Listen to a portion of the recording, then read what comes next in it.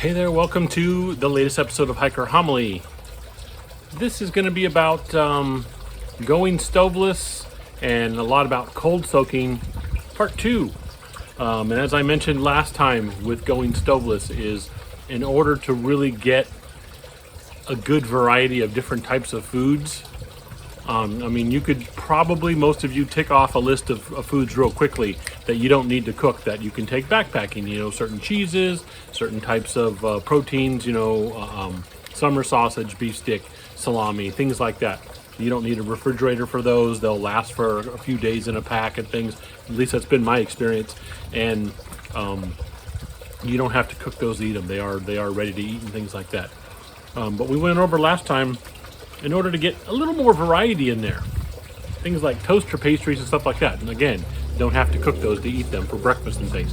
But if you want a little more variety for breakfast, oatmeal and other things like that. I mentioned breakfast couscous and things.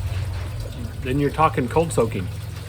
So we're going to talk a little bit about some of the ways you can do that and some of the ways that you can mitigate certain costs.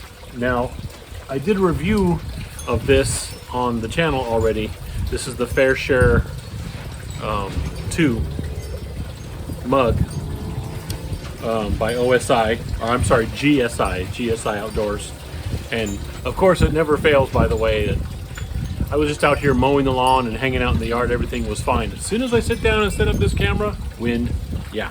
So anyway, I do like these. I have 2 of these. I use them on day hikes. I use them on backpacking trips and stuff, and I've had good success with both cold soaking and using warm things in here because it can be for both. And I did a whole review on it. It's nice.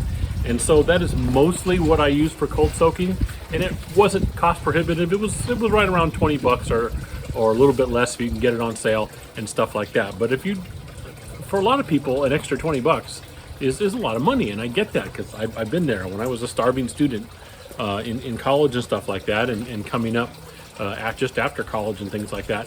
I didn't have a good career yet. I didn't have a decent pay. I was doing the old minimum wage thing, and an extra 20 bucks is that's sometimes that's a choice between, do I want to have 3 meals a day or only 2 meals a day for this week and also have gas. $20 makes the difference. You know what I mean? So you could do that. If you're trying to cut costs, however, you have lots of options. There are certain ice cream brands that have screw top lids and hard plastic that the ice cream comes in. So you're going to get that. If you're the type of person that's going to have snack on ice cream anyway, then you buy that brand one time when you go shopping, and when it's empty, you wash it out, sanitize it. It works, right? I also have figured out that things like these are peanut butter jars. They work really well once you get the lid on there nice and tight. They don't leak and things like that, and we're going to talk about that in a sec. As you can see, they come in a couple of different sizes, so you don't have to do the whole big size. If again, hiker know thyself. You know the size meals you're going to want to use, so maybe this one's going to work and it doesn't take up as much space in your pack. Awesome. You want the bigger size? Here you go. They've got it. And my family eats peanut butter already, so I'm not spending any extra money. This is a grocery run. This is the new peanut butter thing. Once we've used it in a few weeks, it's all empty and gone. I clean it out, sanitize it. There we go.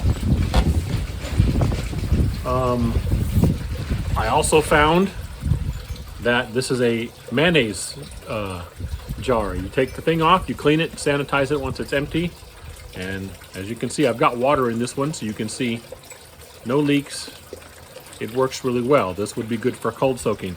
Now, that doesn't mean to say that you can use any jar, however, because I experimented with this one.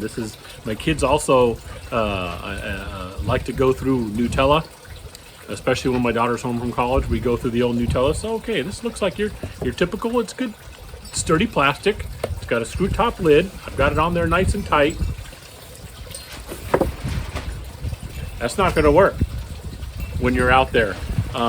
So don't take it for granted. That was the big message there. Check these things. Just like you're going to, I said last time when we talked about cold soaking, you're going to check the different things to cold soak. You're going to do it before you get out there. The first time you put something in a container and add water to it, should not be when you're out on the trail and then you open it up and realize this isn't reconstituting. You can't cold soak this. There are certain products out there, certain types of rice and something about Ronies. And I'm not dissing them. We use that product a lot here in the house. They're good, they're tasty, and things like that. But they don't cold soak well. They just don't. And then there's other box products that look similar, almost the same thing, but they're a little different here. Cold soak just fine. So it's just kind of odd, and that's why you have to check first. And it's the same thing with the containers. This might look like a really good container. It's decent size. That would work really good. But like I showed you, that's not going to work if you've got that in your pack and you're walking for the day.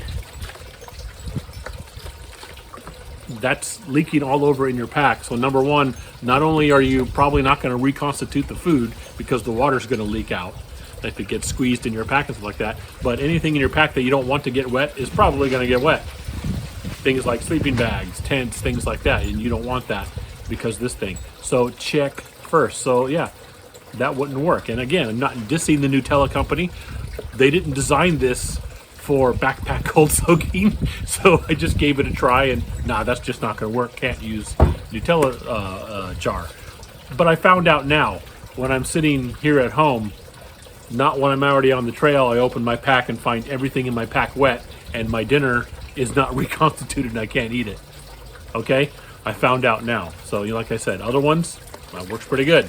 All right, pass that test, and you'll run it through a few other tests. You got to see how tough these things are, and they take a bit of a beating and things like that. But like I said, if you are able to do it, you go for the things that are actually designed to hold liquid and stuff like that. And there you go, you should be safe.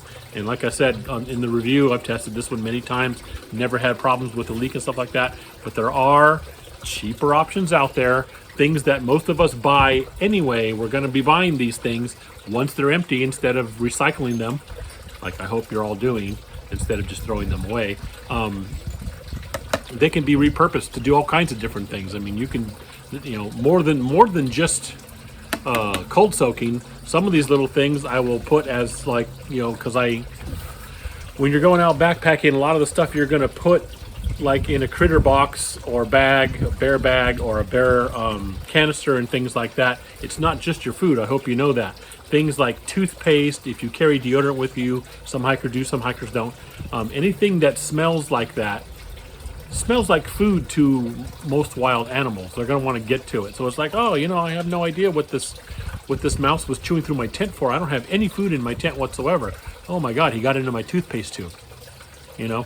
I've seen that happen and things like that. So this is the kind of stuff that even if you don't want to cold soak with it, I will put things like that in here to keep them safe and separate from my food. And then I put that in the bear canister.